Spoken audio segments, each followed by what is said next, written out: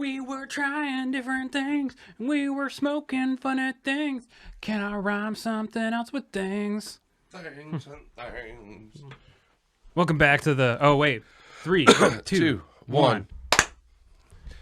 Welcome back to the show, to the thing, to the what we do here The cast when we do of the pod. Another week. That was a quick I'm on week. the wrong week. Yeah, very fast. That was a quick week. We're back. New week. Wink. New week. So, Dude, so I started this song kind of in the midst of like everything I'm going through, and I had this sound in mind, and Sam and I had gone with a friend to go check out her friend who's a singer in town, and I just was like, her voice is perfect for this song. So I'm going to try, once I finish it, I'm going to pitch it to her and see if she has an interest in like collaborating and stuff. And, you know, I just got in my, it's just bright lights and big dreams, you know. Just you gotta have those though. That's what keeps me moving. You know, yeah. It's a long road and it's a hard road. It is a long, hard road. It is, but you know, not as subtle, not as subtle at all. That's for your brother. You need to work on that a little bit. Okay? Yeah, I couldn't help myself. I mean, I couldn't think of a better way to start the podcast than, dude. What do we want to open with? I don't know. Hitler Youth. Let's talk about it. And there goes our viewers. My mind, one of the, not the current Pope, not that I keep, by the way, I've relapsed from my religious streak. I am back to my bad boy ways. I'm eating candy cigarettes and yeah, that was a rough week of running you, over critters. Of you being an evangelist. Born again. Which ties, this week, just ties in. Oh, Gotta choose between the born again and the born to lose. That's right. He sings it with a better inflection. I was like, it didn't sound right, but it's because it's the way he did it. Yeah. But now that I'm a big old bad boy again, what was I going to say? I have no idea. What did I just say? I don't know. It's hard to keep what I talk about straight. I mean, are you ready to start dancing with Mary Jane again? Kind of. Yeah. But it's going to be for the last time. I'm putting my foot down.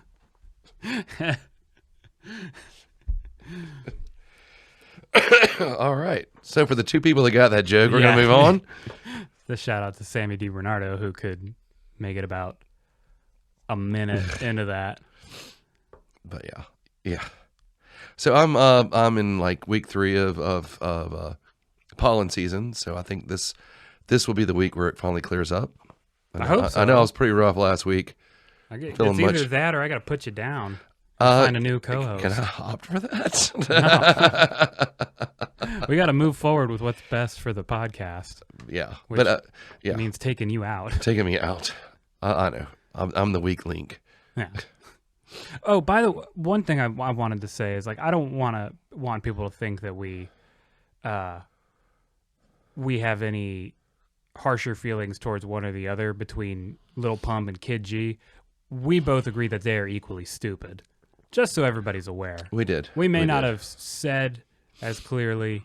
Honestly, here's the thing. Honestly, I would hang out with either of them. But for the sake of this show, I think they're both equally stupid in terms of their music. I would not hang out with either one of them. I would. I'd tell you about it. Okay. That'd be cool. Yeah. Just to let you know what it was like. Take pictures. Yeah. All selfies with cocaine. Yes. Oh, speaking of pictures, a couple weeks ago we discussed our first meeting, and I talked about how I had a photograph. Yeah. Of that first meeting, and it's if you watch the that episode on YouTube, you'll see the picture. You were correct. Yeah. That picture was actually from a few months later. Yeah, that was. I think that was the Lilac, Ember City, and Mr. Wade show. It was. Yeah. It was. So when you if you've seen the picture, that's about 3 months of us knowing Brennan. So, yeah. I was going to, correct myself because I wasn't sure. And then when I was looking, I was like, oh yeah, that was definitely, because you can see in the background Lilac setting up their set, their stage. Yeah. So, but yeah, just to clarify that Brennan was right. I got a good memory for these things. Horrible when it comes to recalling things on the record, by the way. Yeah. Well, I go from I don't know what a standard IQ is, but I'm probably slightly above average. To as soon as the red button's on, I'm like 85. If that, yeah. Kid G. You are Kid G, Lil but Pump. Yeah. I'm Kid G on Little Pump drugs with Okay. Little Pump's drug habit. Okay. I can't tell you anything factual. Which those guys are only like 5 steps below Forrest Gump. So, Right. you know. That's the thing about living in the city that's so infuriating is everybody comes here for one of 3 things. Paula Deen, Yeah. St. Patty's, Yeah. or where is the Forrest Gump bench? Yeah. And something that, just like I was saying last week with, the incorrect, like having poor continuity, saying AR-15 and there being an AK-47 on screen. In Forrest Gump, there's really bad continuity because where he is seated, he's sitting in a bench that doesn't exist in Chippewa. Yeah. Yeah. Facing north, meaning towards the river and Oglethorpe Street. The woman tells him that the address he's looking for to reconnect with Jenny is on Henry Street. Mm-hmm. He starts running towards the river. Henry's actually south of there. That is correct. Really bugs me. I hope I ruined the movie for everybody because it's a shitty, stupid movie that too many people think is real. Working in the tourism industry, you don't know how many people don't get that was not based on a true story. Oh, wow. Yeah. Funny story. Back at the school where I took too much dip and threw up.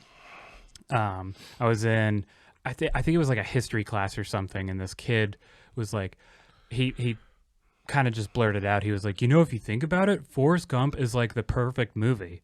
And everybody's like, what? He was like, it has everything. It's got history. It's got love. And he stopped, and I was like, yup, that's everything. So, funny little aside there. Yeah, I used to deal with a lot of that because I used to work at a tourist-based store on River Street, which those of you who don't know, we're referring to Savannah, where we're from.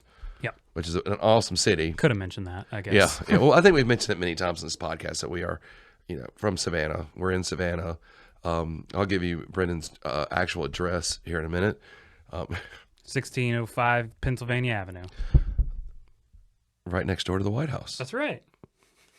Actually, it'd be across the street because that's an odd number. There is a White House. Wait, what's the address? 1600. Yeah.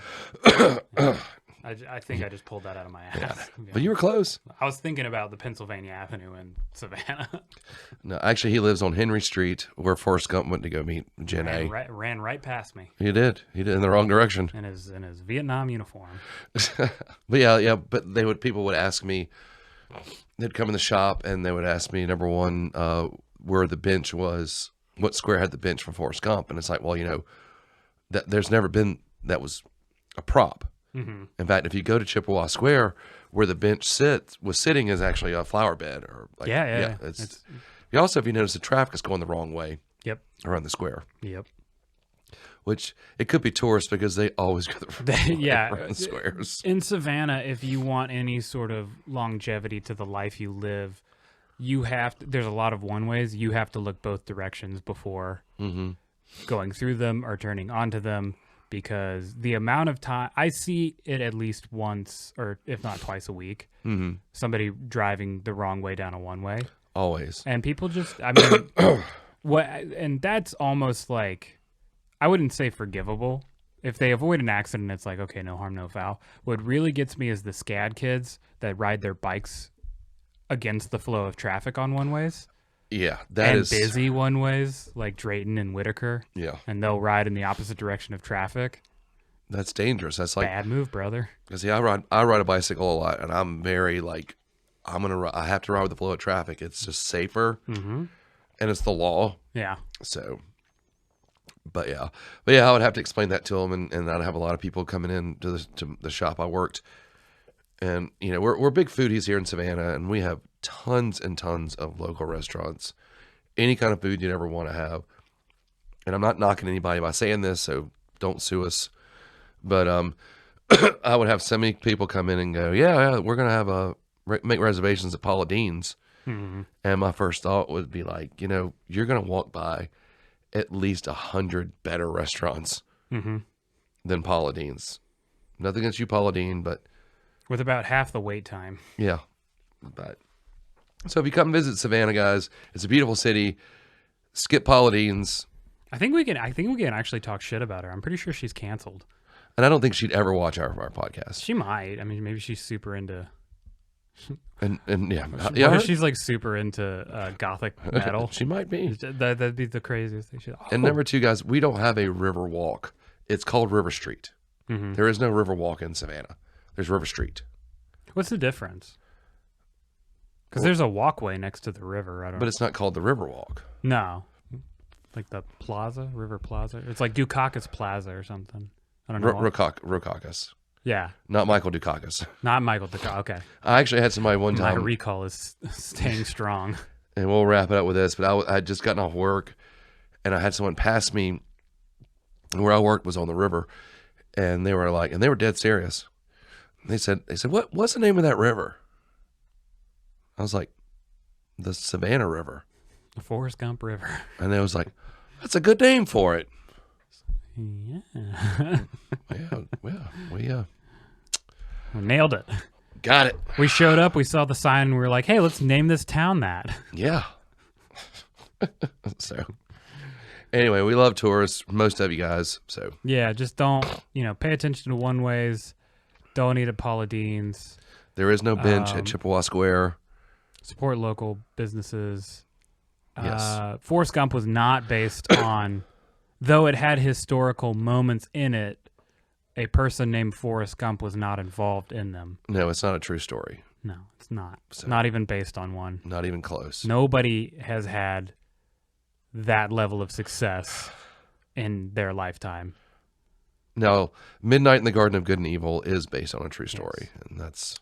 My grandma was supposed to be in that film because she knew Jim Williams. Oh, wow. And her scene got cut, I believe. I think it was like kind of a follow-up to the party scene or something like that. Okay. But, yeah. And that movie actually kind of gets 80s Savannah right. Yeah. I would say so, yeah. And even now Savannah pretty much is the same way. And what was I going to say? The law firm that was representing Jim Williams, my great-grandfather actually worked for that law firm at one point. Oh, well, Did you know in the movie, the guy who played the judge? Yeah, Sonny Siler. Yeah, Sonny Siler. He was actually the lawyer. He was the lawyer for Jim Williams. That's right. Yeah. And when in the opening scene when Jim Williams is walking Uga, the mascot for the University of Georgia, that actually does live here. Yeah, the Siler family. The woman that goes up to them and is like, "That's a good damn dog." Gets a picture with him or whatever. That's the daughter that's Sonny Siler's daughter. Oh, I didn't know that. Yeah. Okay. Yeah. So a lot of little Easter eggs in that movie for Savannah history kind of stuff. So. That's awesome. Yeah, we have a good city. It's fun. It's a good time. But yeah. But anyway, so I think this podcast is about something else. Yeah. I'm just kidding. It is about more than... It was good to warm us up, but, as you can tell, we're both... Well, we like to get past that 10-minute mark. Did I swear this time? No, I don't think you did. I might not have. I'm going to listen back, and it's going to be egregious, but... Yeah. We're good. We're past it, so... Well, we will... you should flip it. We will flip the coin You should flip the coin. Coin of fate. I'm not gonna As somebody who's never flipped a coin before, Jonathan Humphrey gives it his best shot. Well, I mean, you flip them like... Local boy realizes his dream. So much pressure. All right, lemon. On the lemon again. Life's coming up, lemons. So you get to throw... Like a bullet train. Bullet train. Moving like... I was going to interrupt you. You're fine. So, we were sort of talking last time about Beeps and Boops music. We went into that. That was a concert that I went to. So, I thought, why not dovetail into some electronic dance music for the week? Yeah. This was one of the... I wouldn't say first songs I ever heard in the genre, because I would say I was exposed to I would say outside of people who were into electronica in the like 80s, where it was kind of emerging, and in the 90s, in terms of like my generation, I was exposed to electronic stuff a little bit quicker than most people, I would say. I was exposed to it in 2009. I had almost like what I would say is like a pen pal, like an email pal. He was a kid that left school. He went to Chicago, so he had much better access to like stuff like that. He would like work Lollapalooza and like go see the, shows and stuff like that. And he would send me these like torrent files that were just big mixes of like electronic artists like dubstep and stuff like that. And this song was in one of those mixes that I heard years later. This isn't like the torrent files. This was like in 2012, 2013. So much later I heard this song. But it's one of the ones like I'm not as into electronic music as I was in my late teens, early 20s. But this is a song that I go back to that I really enjoy, and it's a nostalgic kind of song for me. And I think it kind of what I went for this week with all three of these is like not so much the like more songy kind of electronic dance songs that like have singing and have like maybe a little bit more of a narrative and some sort of deeper meaning in terms of the lyrics, because some of this stuff is quite literally like no vocals or like maybe one word, and then it goes into the drop, and it's all for the most part instrumental, and I didn't want to subject you to that. That was good. So this is Bullet Train featuring Joni Fatora. It was produced by Steven Swartz, who I think he just goes by Steven now.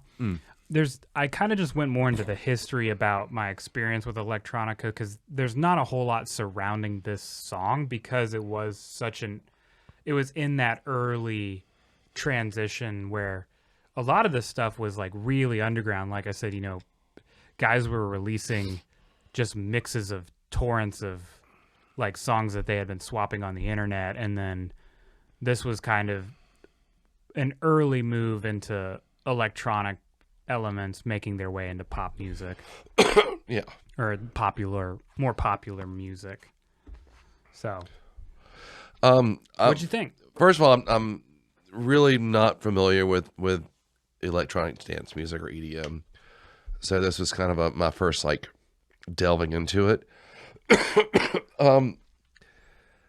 I had to like stop myself. I was listening to it and I was like, this is just repetitive. Yeah. But then I had to think for a minute and say, well, dance music is supposed to be repetitive. That's right. Excuse me. That's how it works. Mm-hmm. We'll edit this out. No, we will not. Me not coughing. But I mean, for what it wasn't bad. I could see that song coming on at the club, and you want that kind of repetitiveness, for lack of a better word. Mm-hmm.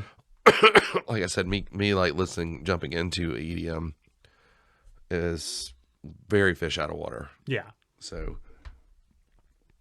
And I kind of wanted to tie into, you had the goth metal stuff from last time, which has some synthesizer elements in it and some cool rhythmic stuff. Yeah. So this was kind of my response to that to like start this week off. And what I would say is what I really like about this style of music is that element of sound design and synthesis, because I've always been into music. And then this broadened my horizon and got me into sound. Mm-hmm. So a little bit different than music, because you almost think like you can kind of call me out if you think I'm wrong on this, but I think of instruments as almost like presets in terms of like if you were to sit down and make a synth patch and then save it as a preset, that's kind of what humans have done with instruments over, decades, century, millennia. You kind of develop these things that are supposed to sound the specific way. Mm-hmm. So basically, there's not a whole lot of difference between a C on a piano and a C on a violin. The difference comes from the timbre, which is just basically how the note is produced. So they have different, essentially it boils down to different attack, decay, release, and sustain times. And that's why so if I played a C on that piano and I played a C on the guitar, you would be able to tell the difference between the two instruments. So kind of like what I was saying is, these instruments that we create, we sort of develop them conceptually, we improve upon them, and then we want these things to sound a specific way. But what you're sort of limited by in that capacity is like physical structures. There's a guitar is a guitar, and you can sort of, as we developed into the electronic kind of like the electric guitar, we were able to create interesting things like pedals, which kind of shape the sound. And there were some ways to sort of morph very static sounding things. And one of the big things that you can do with instruments is you can play them very expressively. Not every note on a saxophone should sound exactly the same if you want to make the line interesting. And same thing with that. But and then we developed analog synthesizers. But again, you're sort of limited in that in terms of physical capacity because voltage can, in terms of analog synthesizers, it can either go up, it can go down, or it can stay the same. And you're also limited to what you can physically construct. And as synthesis developed into the digital space, what I really find interesting is how much deeper it goes in terms of your ideas can really be brought to fruition in a limitless capacity. I can make something that sounds like an oboe, and over the course of a second or 5 minutes or an hour, I can get it to sound like a flute. And really the only limitation in terms of the digital space when it comes to synthesis is processing power, essentially. So this was kind of the transitionary period for me in terms of like, I've always loved playing guitar and writing songs, but now I have this love for this thing which is called like sound design and synthesis, and that's what I ended up going to school for.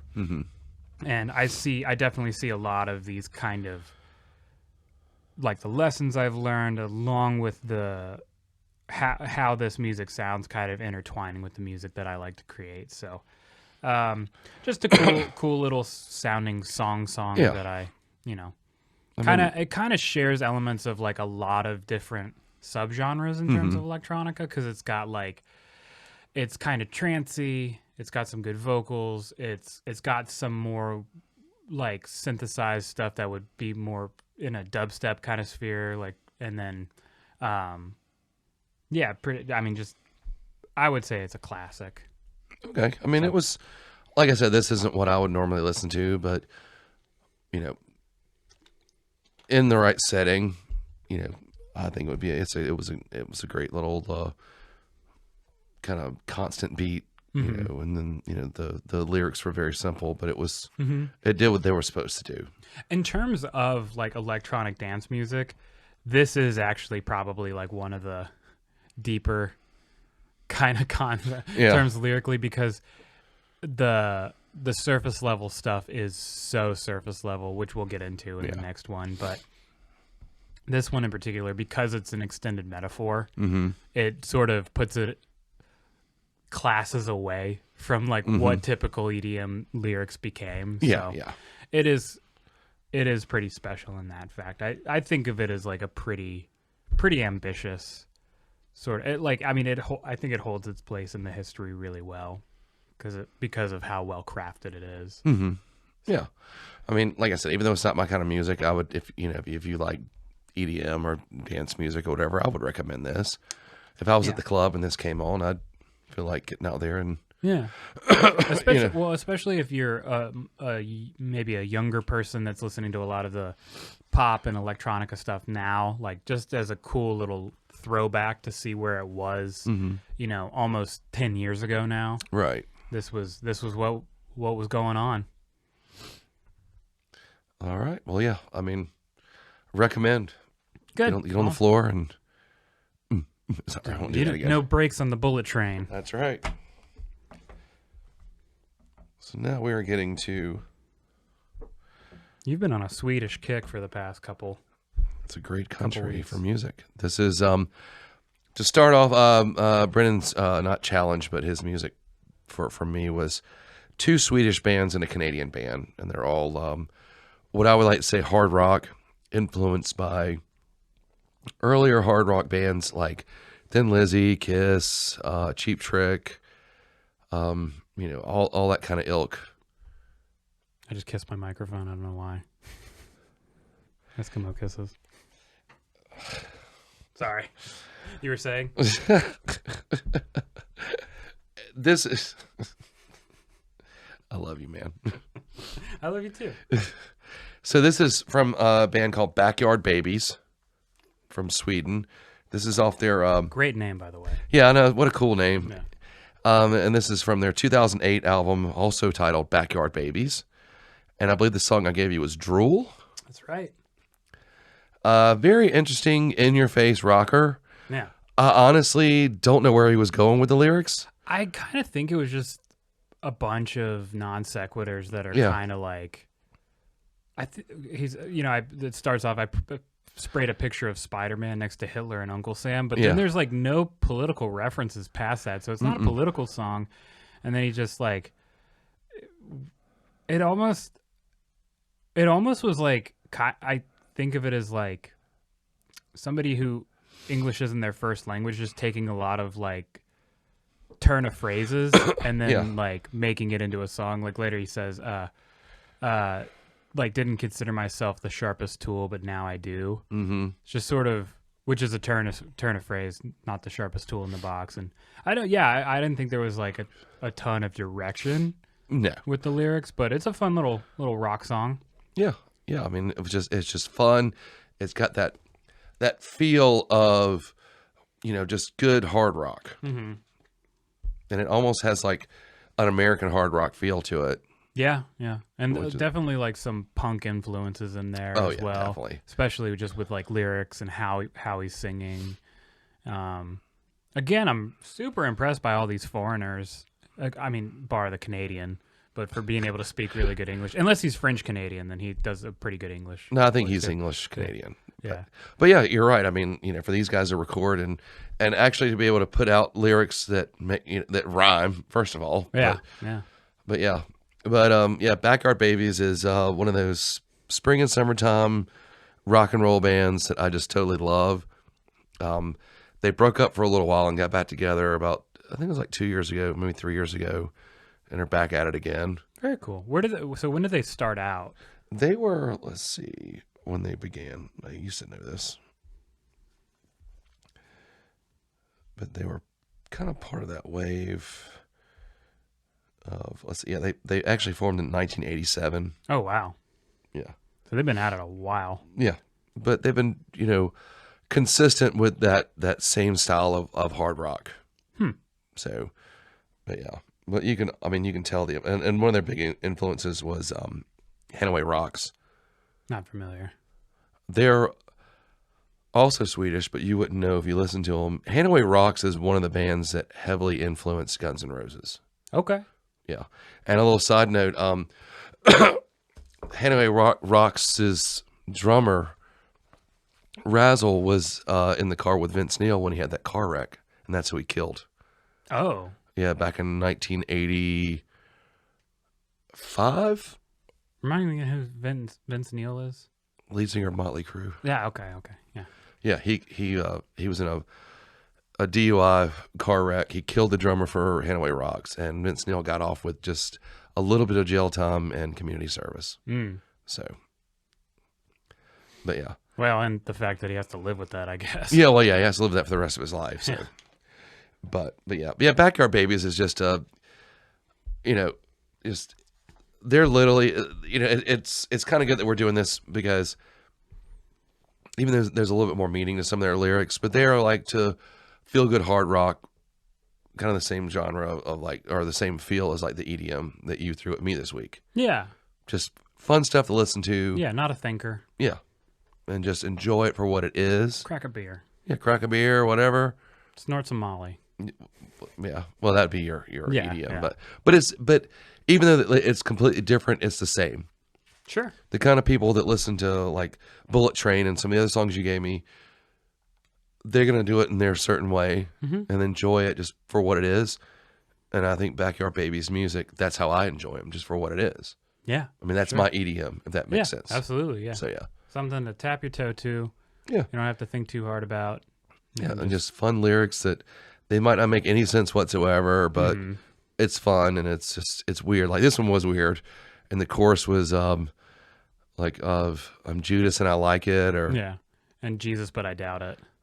Yeah. It was just like all of a sudden just some random biblical reference and it's not a Bible song. No, not at all. It's not a political song. But I kind of like that. Actually, the song I was talking about at the top of the episode, where I had that girl's voice in mind for accompaniment, that's what I'm actually specifically doing with the song, is like taking common phrases and then subbing out words so it doesn't make any sense. So sometimes, like, you know, I don't know what they were thinking at the time, obviously, but sometimes it's just fun to play around with stuff like that, and you just make something that sounds good, and it doesn't really matter at a certain level. Like, you know, things can be intentionally confusing or intentionally lack meaning and still be considered like enjoyable. Yeah, that's what I would say. Yeah, and I would definitely recommend this song. It's fun.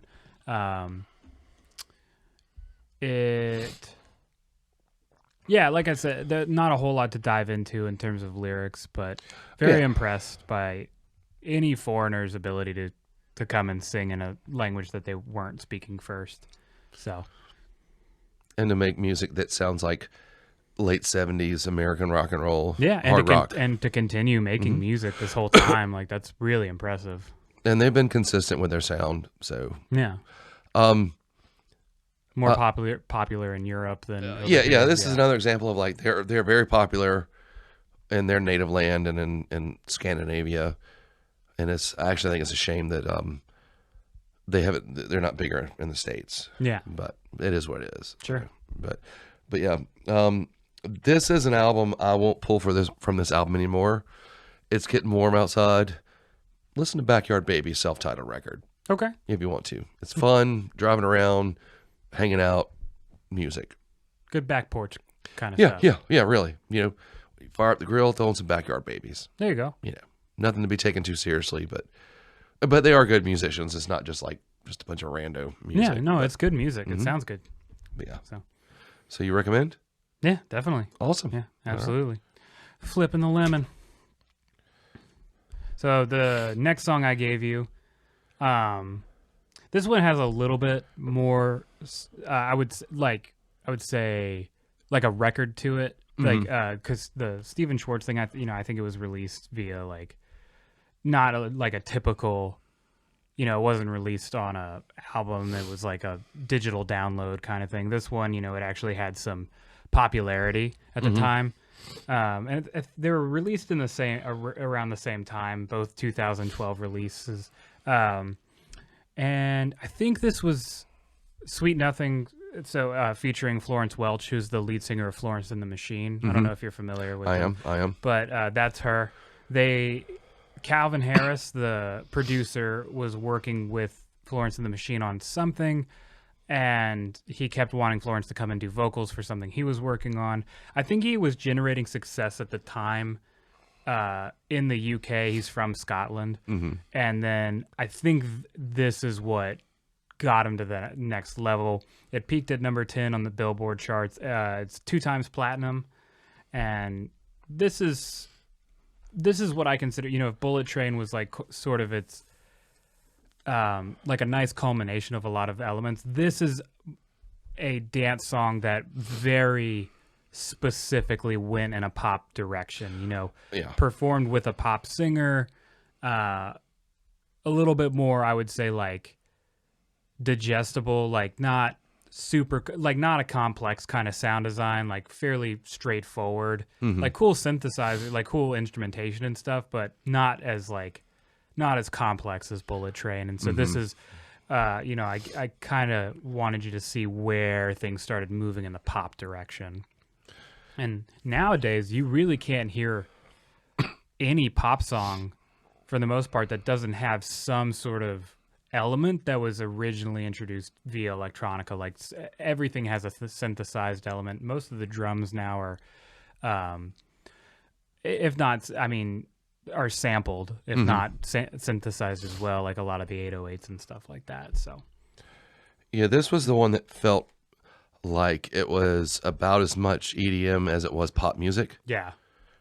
And it really was, honestly, like the first couple times I listened to it, it made me think about some of the poppier 90s pop music. Mm-hmm. It had kind of like a little bit of that feel, a modernized feel of that. That makes sense. Well, not that. More like, but yeah. But it felt very pop music of today or the past decade. But it just kind of, for some reason, just kind of reminded me of certain types of pop music from the 90s that kind of had that same feel to them. Mm-hmm. And of course, Florence has a great voice. Yeah. And maybe because she was on it, maybe that gave me that feeling because I know her voice from, a while back ago. Mm-hmm. But yeah, it was a very poppy dance song. Mm-hmm. Less or as much EDM as it is modern pop music. Mm-hmm. I mean, it was danceable. It was and something that I would not listen to on my own. But I can't tell you that I didn't like it. Mm-hmm. I mean, like I said, it flowed well, and it was just a good pop first dance song. Mm-hmm. So, and speaking of, last time I realized I made a mistake when I was talking about music that started in Britain and moved to America, and then we make all the money off of it. I said 12th Planet and Dr. P. I was thinking of Dr. P as a British act. Mm-hmm. 12th Planet was the American act. So okay. I think I messed up my wording, just to straighten that up, because it's one of the things that I can do with hindsight. Yeah, is remember things. This may not, just for some just fun fact kind of stuff. I don't know if it still stands, but a couple years ago, Calvin Harris was the highest paid DJ for 2 sets. He netted $1 million.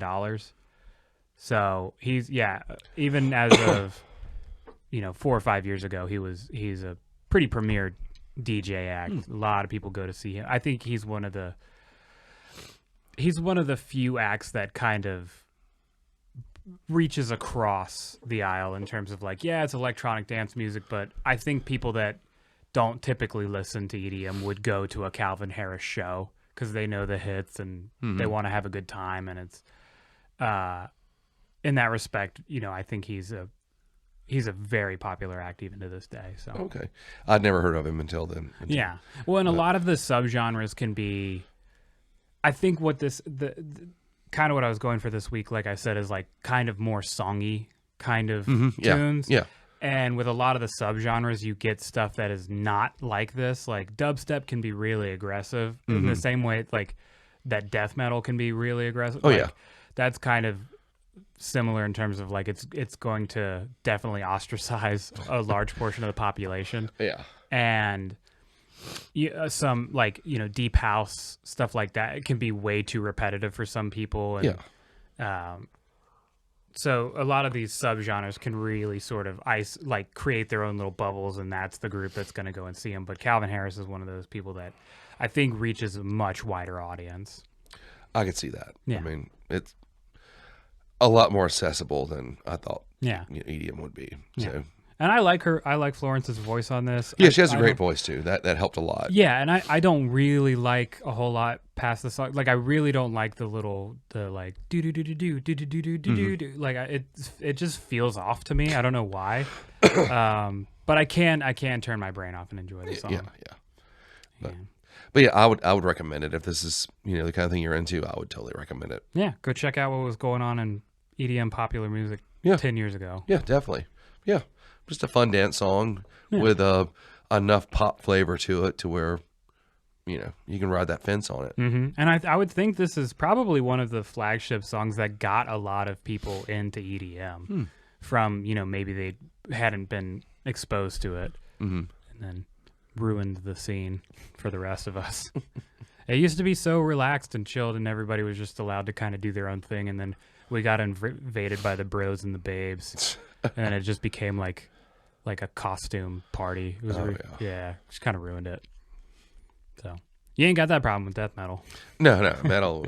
It's, the bros and the woo girls aren't getting it. They're not gonna go see Cannibal Corpse. They are not. They're not getting in our Kool-Aid. What's that one song? I Come Blood. Yeah, yeah.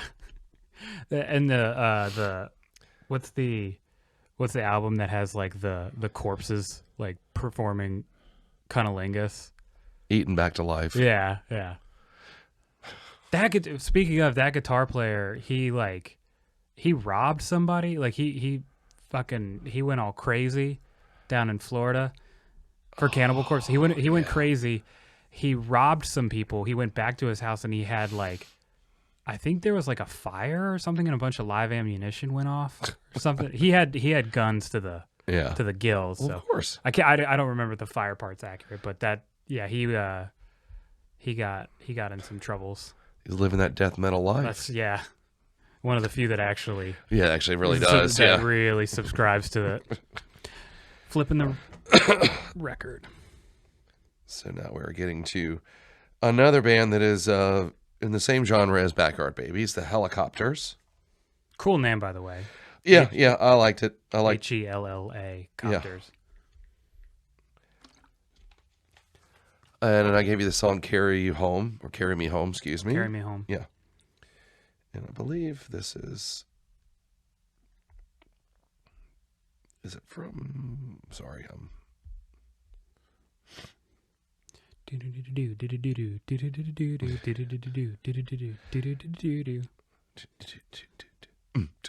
Don't want to sing it too in the key. We'll have licensing issues. Oh yeah, it's from the album By the Grace of God.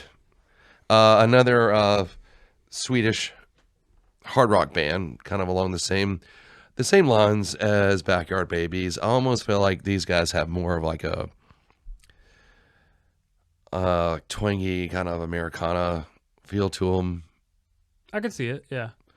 But basically just kind of the same, kind of kept on the same road with these guys as Backyard Babies. They're very, very similar to each other as far as sound. Mm-hmm. Been around about the same amount of time, still around doing it, just kind of the same story. Playing at the same bar. Probably, yeah. For 20 years. So. It's my nightmare. No.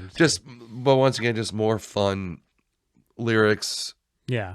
This one definitely, I feel like, had more of a direction. Like it was about, if I'm not mistaken, I think he's like on a cocaine bender. Yeah, he's on a kind of lot of references to the nose and the where I stuck down the stairwell where I stuck my dirty beak. Yeah. I know the doctor's not in, got no cure for the medicine. That's what I got from it. I could be wrong, but this was my favorite of the week. I actually moved it from the LSDC podcast playlist, which you can follow on Spotify. LSD, the C is in parentheses, and it's on my liked songs. Like I think the reason that I liked it so much is, unlike the other two, which were still just as good, I just liked it because this is not the way I would have written a song, and I like hearing stuff that is outside of my knowledge of what to do, like how I can do something. I really liked the melodic flow of the from the verse to the little pre-chorus into the chorus, and their rhyme scheme and how it transitioned, and that's a really good chorus. Like, pick up the phone, my jacks are all blown. I forget what the third line is, and then it follows up with the carry me home thing. Mm-hmm. It was hard to just listening, trying to get the lyrics. I couldn't. There was a couple of moments that I was like, "What are they trying to say there?" And I went and looked up the lyrics, and there was some stuff that was like they didn't get it quite right, because it's into the fires unknown, and then they say into oblivion, but they cut oblivion short and they go into the sticks and stones. Mm-hmm. So when you're listening to it, it's not it's not quite right. So I wonder if that was just a advent of English not being their first language. Probably. I think a lot of things get lost in translation. Yeah. But yeah. They have another. I actually was torn between two songs from this band to give you. It was either going to be this one or Everything's on TV from the album Rock and Roll is Dead. That's why I got confused. Mm-hmm. Another great song, kind of the same feel, same vibe, So I'll have to check it out. What's it called? Everything's on TV. Got it.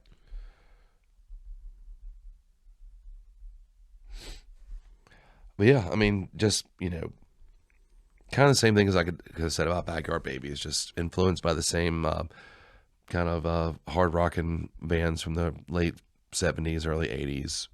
Kind of get that same feel from it. And they're still around, just doing this still. Yeah. So very cool. Yeah, I really like the song. I can't recommend it enough. Like I almost picture it as just like a fun. You just got out of high school and you're playing a tape cassette 8-track or whatever. You just crank it up and drive to the beach. Yeah, I really like this song. Okay, awesome. So yeah, recommend then. Hellacopters. Swedish meatballs finest. They also work part-time at IKEA. Yeah. All right, moving on to the last lemon. So what I wanted to go for with this is like a moment where I feel like the lines between electronic dance music and pop music really got blurred, and this is like this song really was a pivotal moment. It was one of the biggest acts. They still are one of the biggest acts in the Chainsmokers. They were generating a lot of success a couple years before this, and then Halsey, one of the biggest names in pop at the time and still to this day. They get together, they collab on this song, and this song blew up. I mean, this is a 13 times platinum record or single. It's called Closer, featuring Halsey. The writers are Andrew Taggart, Ashley Fragg. I don't know how to say her last name, but that's Halsey. Her name Ashley, just mixed around. Okay. Sean Frank, Fred Kennett, and Isaac Slade, and Joe King. A lot of writers. Came out in 2016, and like I said, I mean, really just blew up the charts. And it became this thing. It's like, is it pop? Is it EDM? Is it something else? Have we seen the two combine? And I think this was a pivotal moment in that. Like I was saying earlier, there's like no longer a distinction, and a lot of pop songs coming out now are very heavily influenced by electronic dance music elements. Mm-hmm. They have drops in them, and they may have like singing throughout the whole thing as opposed to like verses and then chorus, and then there's like a musical interlude or whatever. Like, and in the same sense, like a lot of people in the electronic dance music scene now are trying to make songs more like this, whereas before it was all about cool drops and like crazy cool synthesis and like good drum beats and stuff like that. Now it's like, how do I sell whatever it is, like 13 billion albums? So this was I would say probably my favorite of the three. I really enjoy Halsey's voice. I'm a big fan of her voice. I could probably listen to anything she sang. And what I was kind of setting up is like a history back towards like, like this wasn't the first song to do this, where you have a really cool song and you feature a really talented vocalist on the song. So just wanted to give some history to that. But what do you think? First of all, I'd heard of the Chainsmokers. I wasn't aware if I'd ever heard anything from them. When I did hear this song, I remember hearing it on the radio. Yeah. Before, where I used to work, we played, top 40 radio. And you're right. This to me sounded more like a pop song than EDM. And it's constructed more like a pop song. Yeah. Outside of the musical interlude, the wah, wah, wah, wah, wah, wah. Yeah. Outside of that, I mean, it is a song. Yeah, and it's well put together. It's very catchy. I mean, I totally understand how this was a popular song, and it's so catchy. Halsey's voice is amazing. Like I said, and I always say this, but like this isn't something I would normally listen to. But it was very catchy, and it was very easy to listen to. Yeah, and really enjoyable. Easy just to kind of bob your head a little bit and just, baby, hold me close in the backseat of your Rover. It's basically a song about how two people broke up and 4 years later they're still pieces of shit and want to bang. Oh, yeah. I summed up your lyrics for you. What I didn't get is that baby pull me closer in the backseat of your Rover that I know you can't afford, like that tattoo on your shoulder. And then it's like all of a sudden it's like pull the sheet right off the corner of the mattress that you stole. So are we in a car? Or are we in the bed? Yeah, or right. are we just transitioning so fast? Like the fuck fever is just insane, and we have such crazy chemistry. We just gotta go from the car to we're gonna fuck in the car. We're gonna fuck in the bed. Now I've got that beat in my head. Yeah, Okay. yeah. But yeah, I mean, Catchy. it's very catchy. I know it breaks your heart. Can't sing it too on key. We'll get copyright. Yeah, and we'll get flagged. But yeah, this was probably my favorite of the three, only because it was more accessible to someone like me. Yes. But yeah, very poppy, very pop radio. Like I said, I remember hearing it when it was on the radio a few years ago, and I didn't hate it then. So I mean, I would recommend. Sounds good. It's good, catchy little pop tune. And one of these, it's kind of one of those songs that I feel like, and I mean the numbers kind of reflect it. It's like one of those things. If there's 8 billion people on this planet and you played it for all of them, 7.2 billion are gonna like it.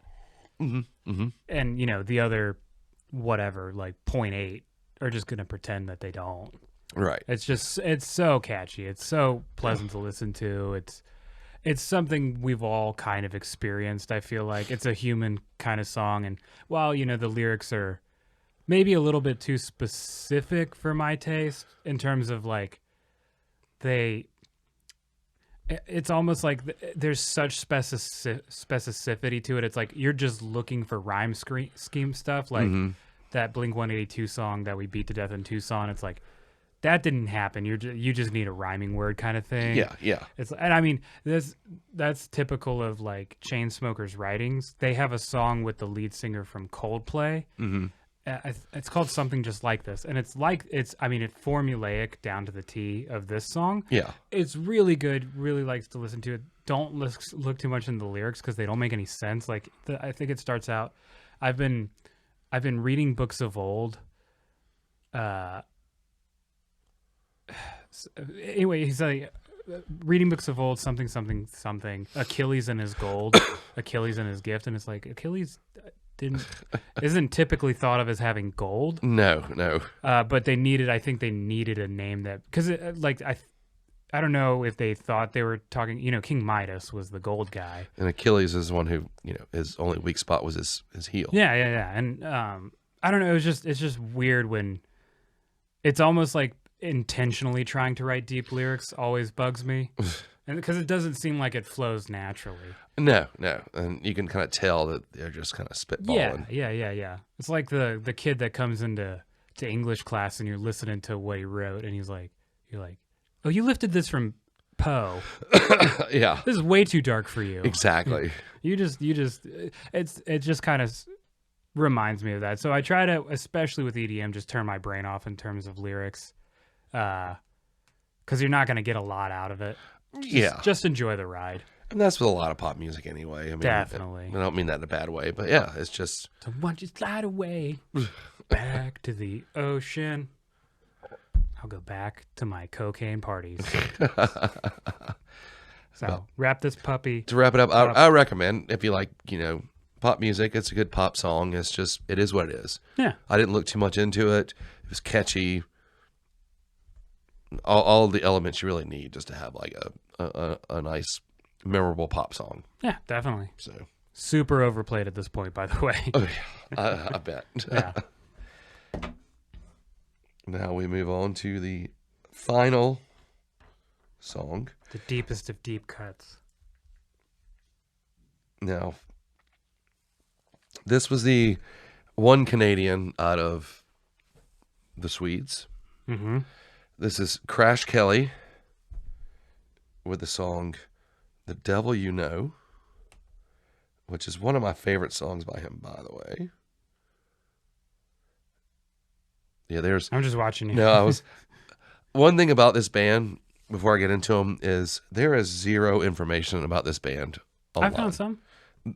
Okay, Wikipedia. Oh, really? Yeah. What was something cool that I was going to mention was So I think the guy's name's Sean Kelly. Sean Kelly, yeah. And what's cool is so he's had like a solo career.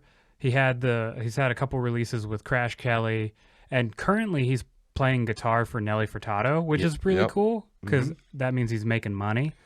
So good for him. And yeah, I like this song a lot. It is so catchy. I couldn't remember what album it was on. I'm sorry. No, that's okay. But this is off of, is this the One More Heart Attack? Yeah. Yeah, One More Heart Attack, which is, the album cover itself is reminiscent of That's very cool. Alice Cooper's School's Out. Mm-hmm. But with Crash Kelly, and yeah, he is actually a classically trained guitar player. Mm-hmm. And his classical album is, I know it's available on iTunes. Mm-hmm. Totally recommend it, by the way, just to get that out of the way. It's absolutely gorgeous. Very cool. But yeah, Crash Kelly is heavily influenced by like Cheap Trick, Alice Cooper, Thin Lizzy, all those guys. And there's a kind of like a very lighthearted sense to a lot of Crash Kelly's lyrics. Mm-hmm. And musically, it's just a lot of fun. Yeah. And even for someone who's classically trained, I don't hear a lot of showing off in the music, but it's ripping guitar solo though. Oh yeah. They always do. That's him. Like I really like classically trained guitar players that are just super into the heavier stuff. Like Randy Rhoads is a great example of that. Because they just have a level up on everybody else. And then, I don't know. I'm just thinking of Randy Rhoads twice for Quiet Riot. Oh yeah, but just a very underappreciated rock and roll band from Canada. I think it's a shame that they never took off, because at that time, like I think their first record came out in like 2003 or 2004 or somewhere in that ballpark. Mm-hmm. I just feel like they were just such a great rock and roll band, and they never caught on in the States, which they have broken up and been broken up for years. But Sean Kelly got the gig with Nelly Furtado. He also played bass on one album for heavy metal band Helix, which that goes way back. But but other than that, I mean, I love Crash Kelly. They're one of my summertime bands. Just a bunch of good feel good music. Even this song, which kind of gets into like things like, the little devil on your shoulder, and like you said, when you have to choose between the born again and the born to lose. And one line is, I've got my mind set on you. I need a drinking partner, and buddy, you'll do. Yeah. This was like, out of the three you pitched, I think this was like the best constructed song, because like lyrically it's thematic. It goes through some like really interesting sort of visual components, like the little guy on your shoulder. Like I bet the dudes from Paradise Lost would really like this song. They would. If they're super into it's like Satan imagery kind of stuff. They would really love this. That's what I like. Is it's like Satan, but it's a lighter side, it all just ties and fits together so well. And you were kind of talking about, it's kind of a shame that they didn't blow up bigger here. Yeah. I think that plagues a lot of Canadian acts, actually, because, for every single one that makes it pretty big, like, something like Bare Naked Ladies, there's an equally talented artist or band. Like, are you familiar with Kim Mitchell? The name is familiar. He had like one big hit that kind of made it over here, and it's been I think it was like in an American Dad episode. I found it watching Trailer Park Boys, which is, about three guys that live in Canada. That's where I first heard the song. But equally as talented as a group that makes it and has a really good sound, and, they tour around Canada. I'm sure they tour the U.S. a little bit, but just why does, like specifically, like, let's say early 2000s, why does something like Crazy Town's Butterfly make it, and why doesn't The Devil You Know? And it's like, right. I mean, is one better than the other, like, or catchier than the other? I mean, they're both really catchy, and they have a lot more catchier songs. And the thing about with his lyric writing, it's very visual. Like with this song, a lot of his songs it puts you there. Yeah. And, you know, a lot of it just kind of reminiscent on being a teenager in the 80s rock scene, and not like bubblegum pop teenager stuff. I'm talking about the kind of teenagers me and you probably were. You know what I mean? Yeah. And just stuff like that, broken relationships and, you know, robbing drug dealers and beating people up and sacrificing goats, you know, just hail Satan. I'm back on the kick. I kicked my religious habit. He took off his suit last week and now he's evil again. I went naked all week. I mean, there was no transition period. It was suit, naked to what I'm wearing now. So you recommend? Yeah, absolutely. This is a great song. Close second, just in terms of, I think honestly out of the three, it was the best. I think I would rate it as the best constructed song. Okay. Like in terms of like, if I had to pick one to like, this is what I'm going to show to the person that's going to make or break my career kind of thing.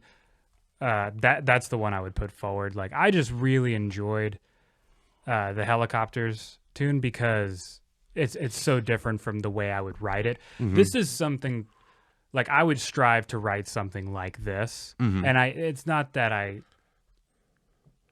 should or would do it. It's just that I could write like this. Yeah. And I would not be able to write melodically the way that the Hellacopters did on that other, it's because it was just so interesting. But yeah, I think this is a really strong song. I think most people would really enjoy it.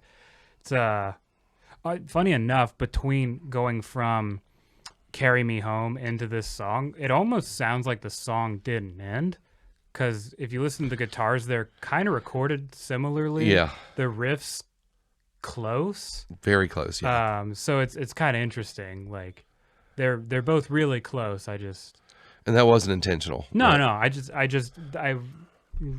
I sort of just realized that the first time I was listening to it.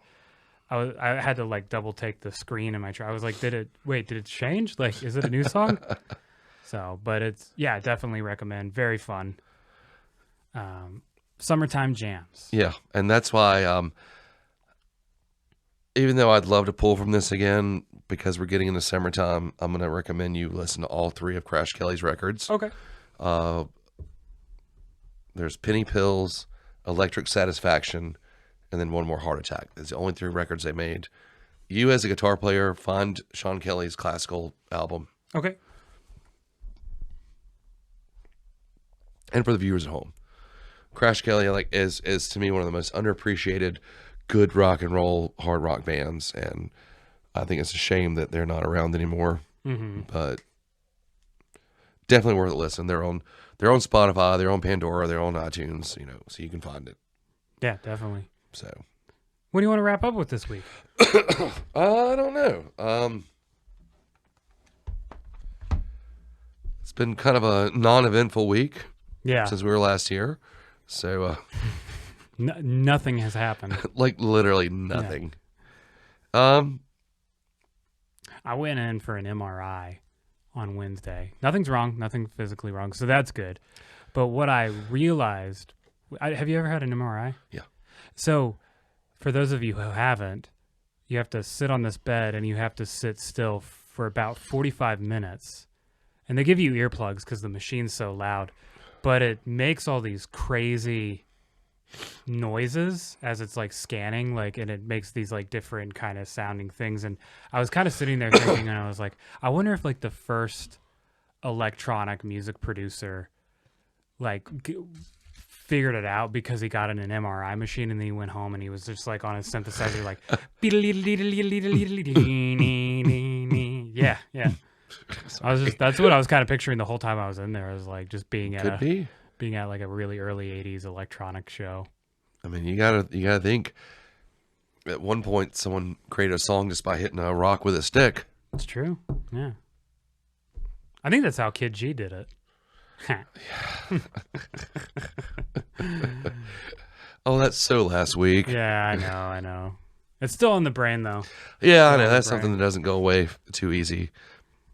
I got to give him credit, though, for only having 3 crayons in the box. He did a pretty good job. I sound like I hate him. Kind of the way that you hate Lil Pump. Yeah. I don't. Oh, dude, I can't wait to bring Lil Pump back. God. I have the perfect song in mind, and you're gonna absolutely hate it. I know when I you will. when you see on the pitch for the week and you see Lil Pump and then other artists, you're gonna be like, oh fuck. You got to really mess me up and be like Lil Pump and then Beethoven. I think right, yeah. And then like Lil Queen. Pump and Chopin. Yeah, Chopin, Little Pump, and you know, I don't know, Esteban. Miles Davis. Yeah, Miles Davis. Like no. But yeah. I mean, it's just been a regular old week. It's springtime here in Savannah, so we're all enjoying that. Yeah, perfect time to line up with a pandemic. Yeah, exactly. It's weird how I had a dream the other night about I was in a supermarket and I wasn't wearing a mask because that hadn't occurred to me in the dream yet. Like I just was in the store without a mask on. Mm-hmm. And then the people that were populating my subconsciousness started going to battle over whether I should be wearing a mask or not. Like, so either there were no maskers and then there were maskers. Ironically, nobody wearing a mask. But they all like were yelling about me and how I needed to be wearing a mask. And they started fist fighting in whatever. Yeah, they started in Aldi's or whatever it was, Whole Foods. I feel like Aldi's is more of a fist fight spot than Whole Foods. Yeah, I would put that as a Whole fist Foods, fight. they're just going to criticize each other's electric cars or whatever. Yeah, exactly. So, but that was weird. And then, but I mean, people are legitimately torn on it. It's like, it's still the worst it's ever been. And then you go somewhere like Florida and it's like, it's over. It's been over. Yeah. Even here on a nice weekend. Mm-hmm. But. Yeah. Have you heard of the comedian Mark Norman? He's kind of like in between up and coming and making it. Yeah, I don't think he's so. Super funny, and he always puts out brilliant tweets. And he said, being in Texas and wearing a mask is a lot like being at a skate park and wearing a helmet. You got a choice to make. What's more important, your health or being called a pussy? He's fucking hilarious. Nice. So, and that's I feel like that's a good bit of our state.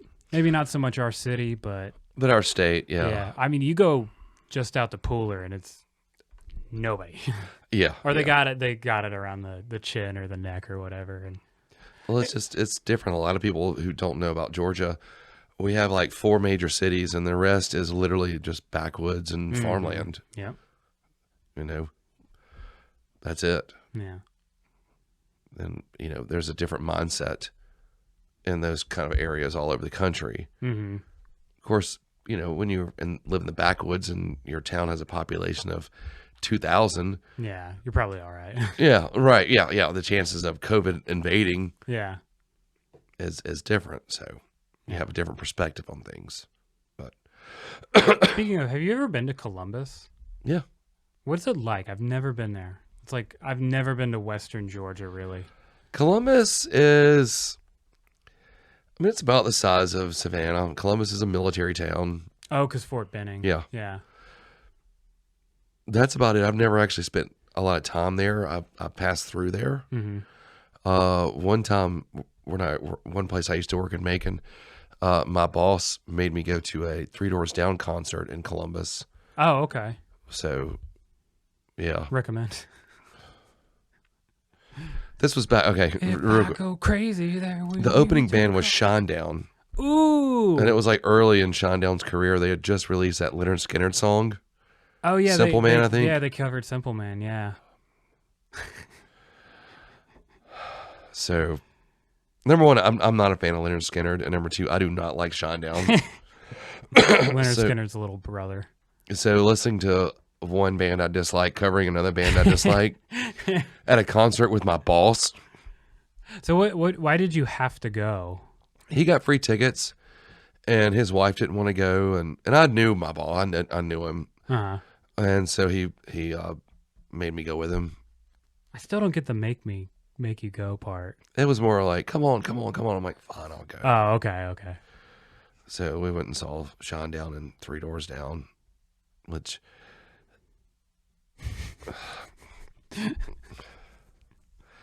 the one thing I remember about the Three Doors Down show the most is they close the show with a slow song. Oh. And I thought, that's not how you close a show. Right. Yeah. You always close with a song that's just as strong as your opening song. Right. Yeah. And it was some kind of ballad that was dedicated to, I think it was dedicated to the troops, because that's, kind of like what Three Doors Down was all about, was everything was about. I mean, nothing against the troops. I'm not being rude in that sense, but when you are constantly like making music like that, it just kind of becomes, the meaning goes away from it. Yeah. If that makes sense. Yeah. Who was the band that was like Real Pro Army? I think they made like a recruitment Godsmack. Remember Godsmack? Yeah. Fuck. I saw them on their first major tour, really? Ozfest 99. Ooh. Yeah. I saw them. Recommend? And I've seen them again since then. I saw one Crew Fest. Okay. So festivals both times you said. You didn't like go to a Godsmack show. No, they put on a good show. I mean, I will say that. Yeah. They put on a good live show. Yeah. So just to be clear, I support the troops. I just hate people who support the troops. Well, I hate people who use it to make themselves popular. Yeah. I mean, I totally support the troops and anything like that, but I'm not trying to make, we're not going to do like a For the Troops podcast so that you'll listen to us. It's going to be featuring Godsmack and Three Doors Down and Five Finger Death Punch. Yes. Oh, funny little story. So, God, I don't remember this year, but I knew this kid that was super into Avenged Sevenfold. Mm-hmm. Like that was his. I think of them and Five Finger Death Punch is like kind of the same thing. Mm-hmm. And he was super into it. And I was telling him, I was like, oh, did you not hear that their bass player died? And he freaked out. And this was like before we all had the internet in our pocket. And he's like, what are you talking? I was like, yeah, their bass player died like yesterday. Like, you didn't hear that? And he's like, I did. Oh, great. And then so he goes home, gets on his computer, figures out it's bullshit. Yeah. 2 days later, their drummer died. Wow. And he was pissed at me. He thought I was an omen. You're like the harbinger of death. Yeah. I can't. I'm like, I can kill people, but not like Annie Oakley. It's always like it's like a wing miss. Yeah. So I'll be like, oh, I want R. Kelly to die, and then like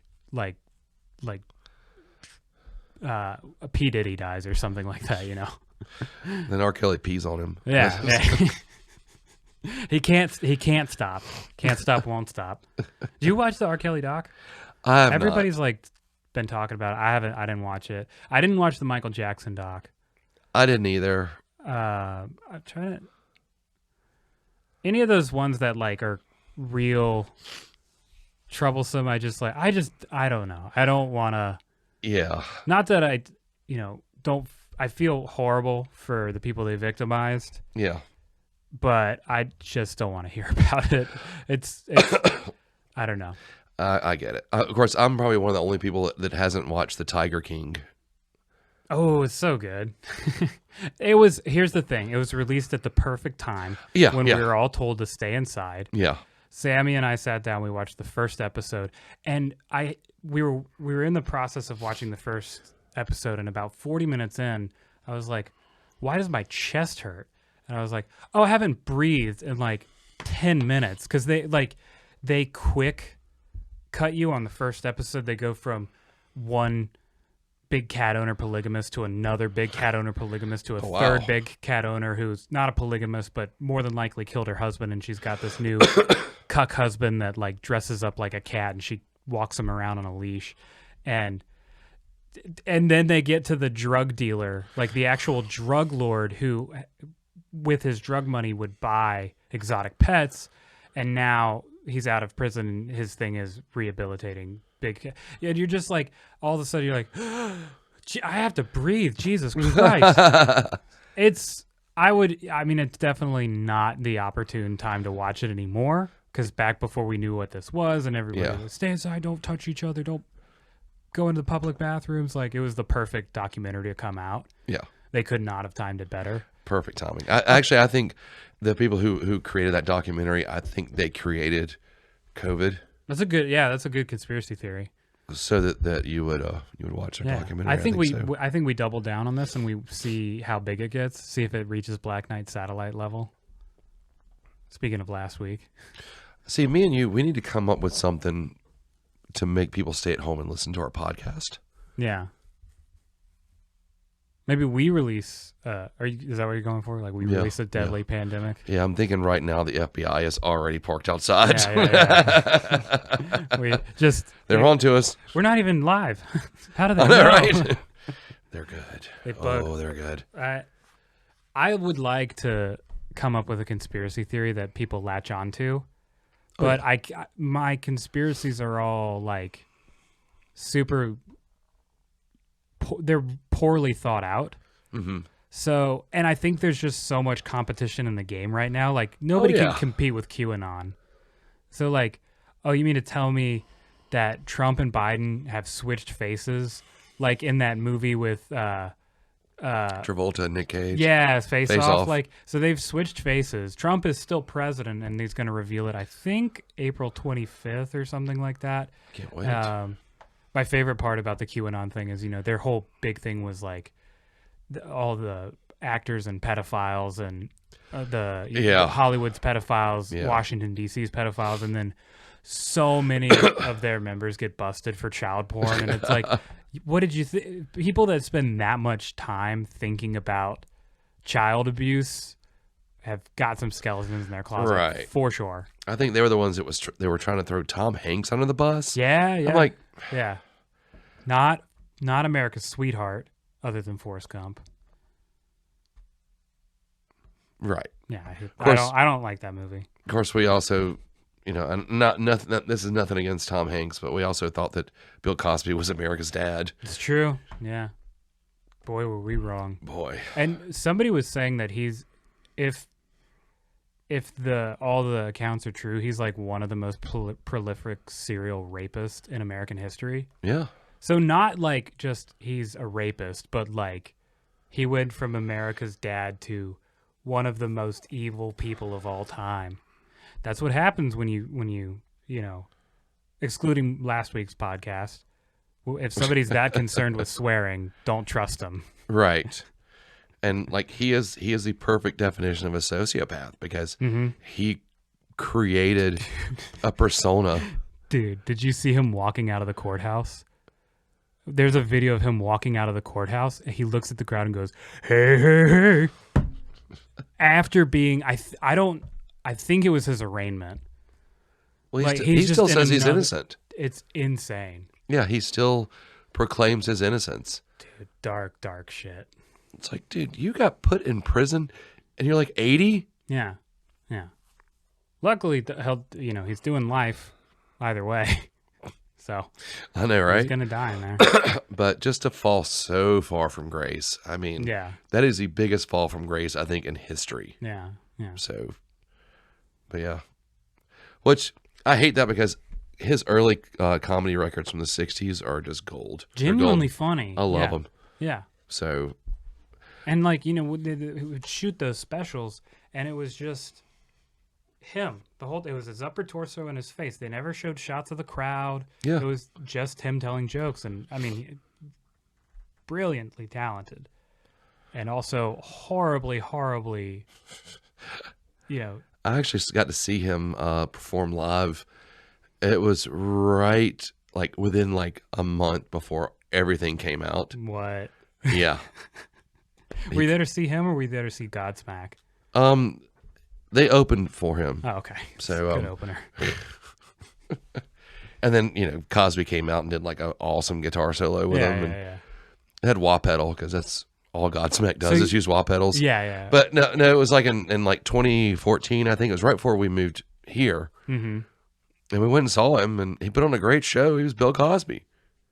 And then like a month later, all of a sudden, whoa. You're not telling anybody about the show anymore. Yeah. He did offer to take us backstage and give us Kool-Aid, but we were in a hurry.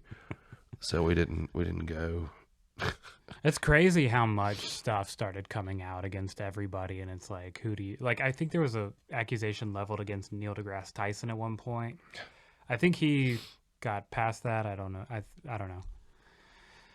It's weird times, dude. It is. All right, let's end on something other than this. Yeah. I was like, let's not end on like Something happier. Pedophilia and serial rape. I will throw this at you. This is how we'll end it because we're talking about comedians who are funny in the 60s. Yes. One of my favorite comedians from that era, and he had a career through the 80s. Unfortunately, he passed away very young. And it's kind of on the Bill Cosby level because he's an African-American comedian by the name of Flip Wilson.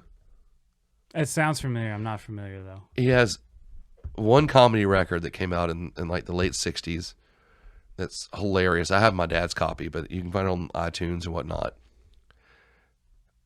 The title is very tongue-in-cheek. The title of his comedy album is Cowboys and Colored People. It's based on a joke on cowboys and Indians, but you'd have to hear the joke. Right. And unfortunately, he passed away in the late 80s, early 90s of cancer.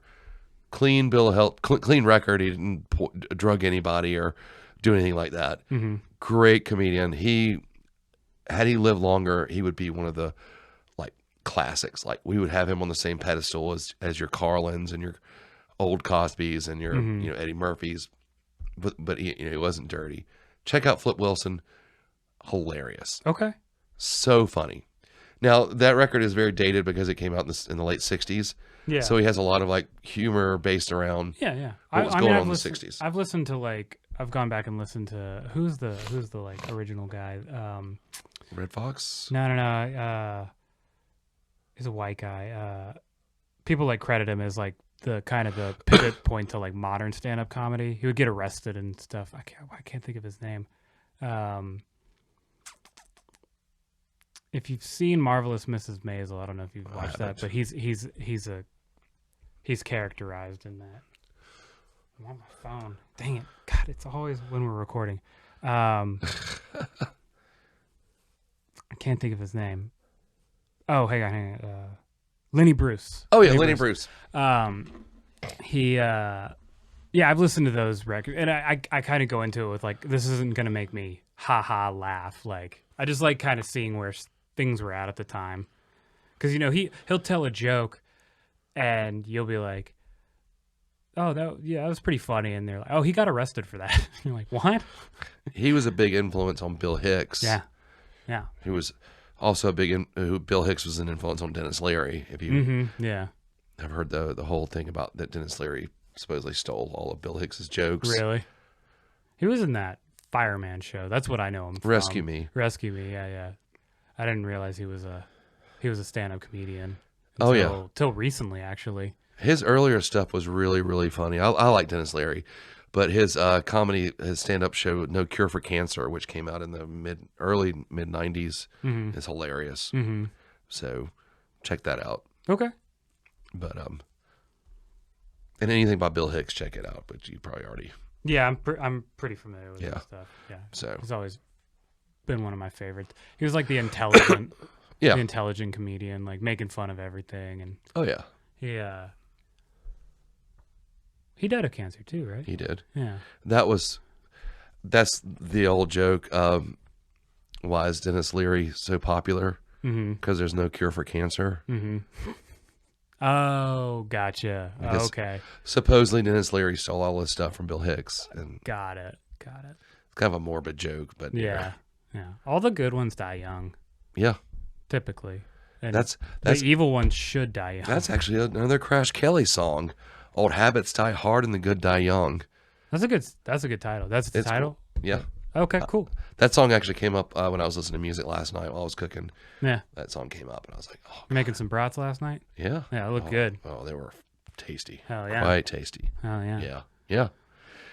Our next podcast will be a cooking show. Yeah. We're going to take mushrooms and try to cook. All right. I don't think anybody's tried it. Somebody's probably tried it. Yeah, probably. That'll be on the Patreon. Yeah, that'll be a special Patreon. Subscribe to the Patreon. All right, so we're going to put a bow on this girl and we'll do it again next week. This guy, girl. You can't transition from Cosby to putting bows on girls. That's not a saying. Ouch. I did not mean to go there. No, I went there. I took it there. Yeah, you did. We're going to put a bow on this puppy. I'm going to send you right down that long road, buddy. Let's go for a drive through Georgia. What do you think? Let's do it. Yeah, let's do it. I'm ready. Watch the sun fade away. Rapping.